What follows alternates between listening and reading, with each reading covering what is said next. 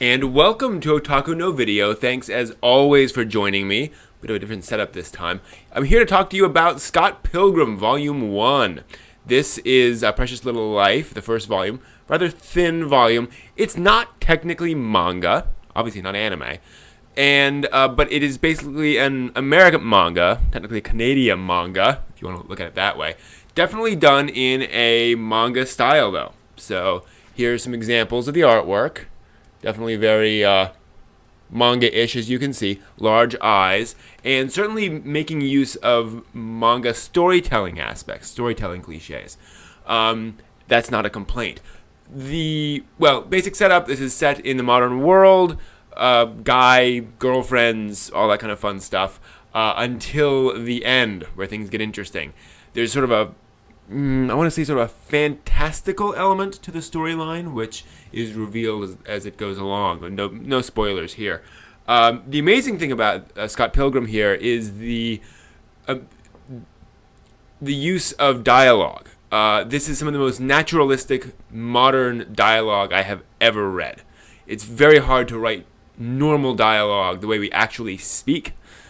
Often you don't want to, because we don't speak in ways that actually are easy or fun to read on the page, just because of the natural cadences of our voices. But this does an amazing job of giving each person a distinctive style of speaking and feeling very casual, very natural. Again, I've never seen anything remotely like it. It's awesome.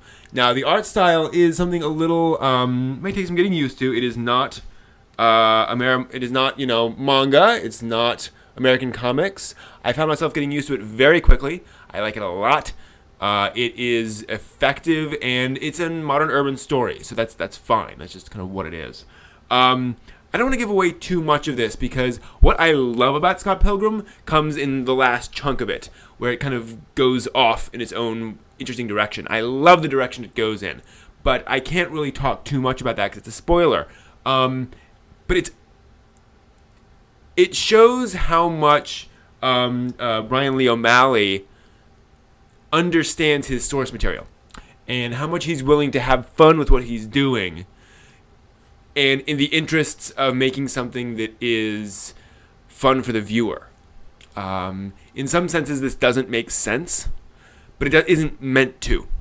And I don't want to explain any more than that. But this really, I fell in love with this in the sense that it was great fun. As a modern sort of urban love story or suburban love story. What? Huh? How did he do that? I don't like that kind of a story.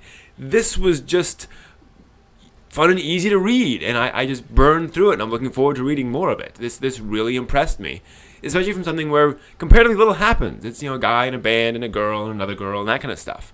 But it's fun, and part of it is making use of those anime cliches to really kind of go over the top when it needs to. There are certain shoujo elements here, certain shonen elements, in fact, if you kind of want to go that far.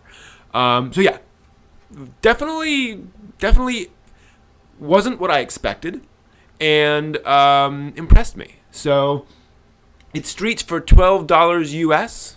I'm sorry, retails for $12 US, which means you can probably get it for $8 or so. Rated T for teen, and bit of a surprise.